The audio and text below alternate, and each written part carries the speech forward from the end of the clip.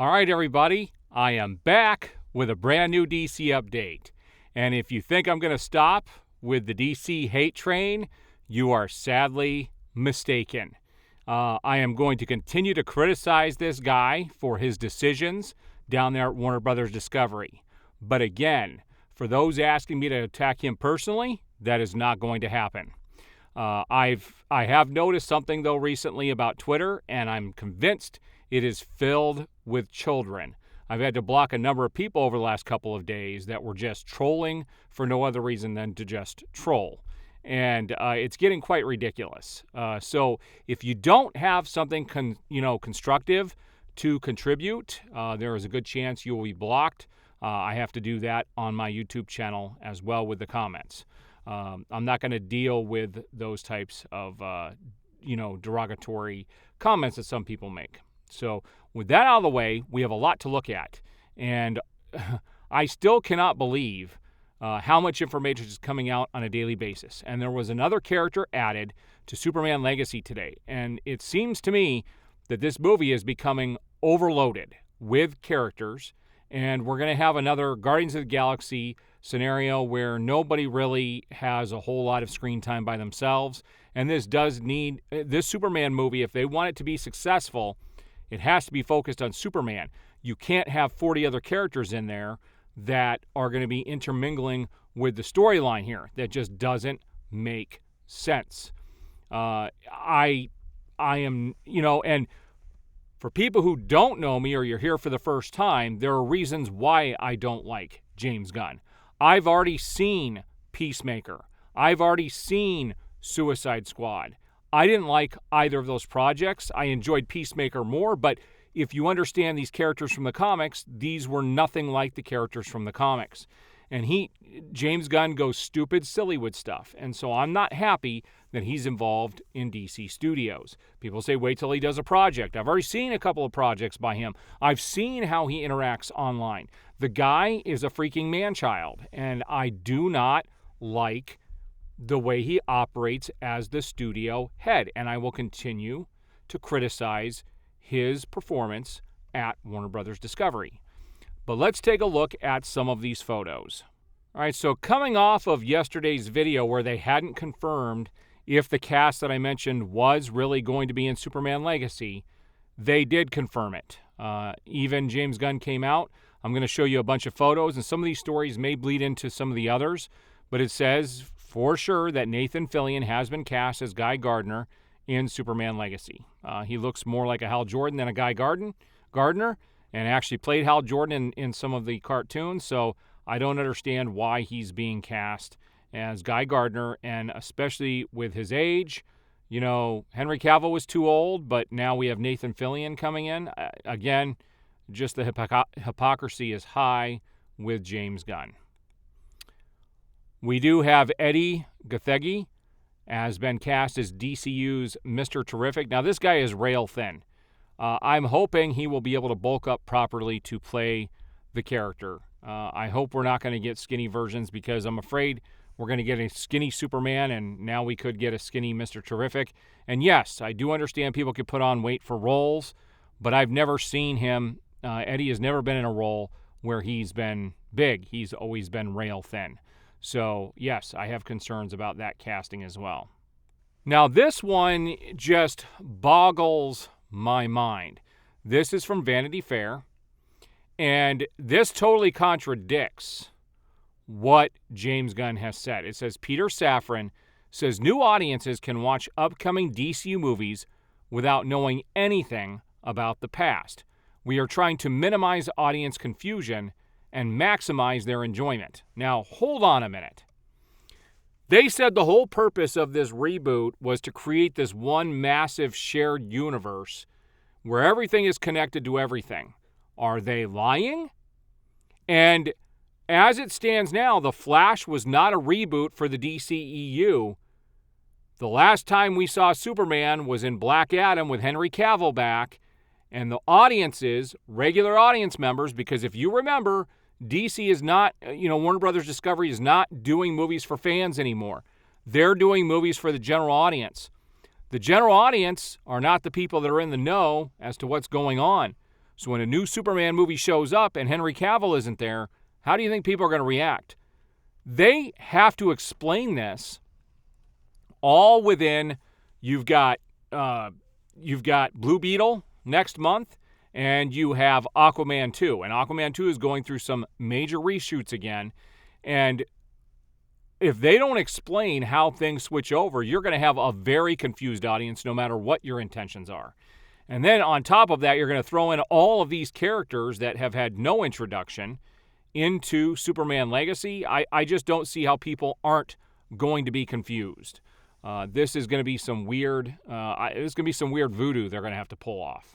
Again, this ties into what I just posted. It says you don't need to see the Flash or Shazam movie to enjoy the new reboot with Superman.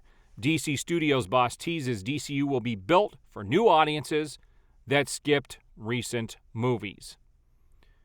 Yeah, again, that's going to be some interesting voodoo. We'll see how this all plays out. And this photo kind of cracks me up. You've got two guys down here smiling, and then you got Peter Safran at the end like, he's got this look on his face. It's kind of goofy. Like, I'm not so sure about this. So this is something that Our Movie News put out there, and I thought this was interesting. And this goes back to what I mentioned a few minutes ago.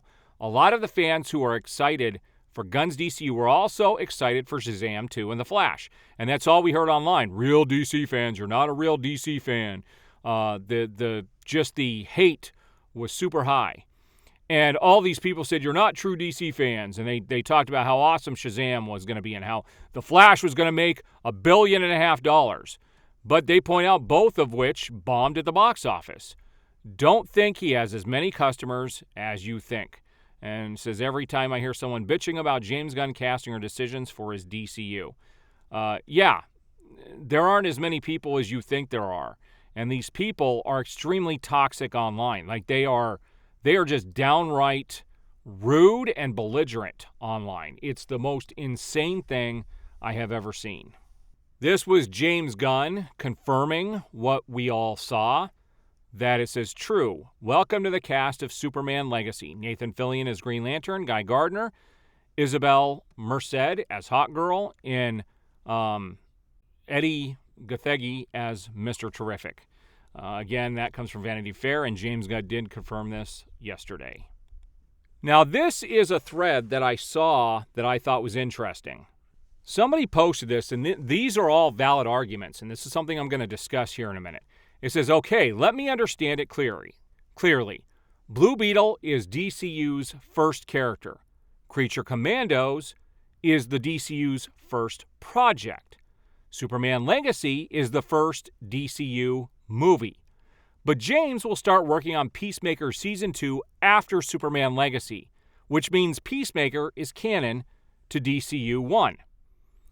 Peacemaker is canon to the Suicide Squad, meaning the Suicide Squad is canon to DCU. The Suicide Squad being canon to DCU means Superman canonically, I don't even know how to say that, fought Bloodsport, because the Suicide Squad is canon to DCU means all characters which appeared in it are canon to DCU as well. Nathan Fillion played TDK, but also playing Guy Gardner. The logic is crazy here.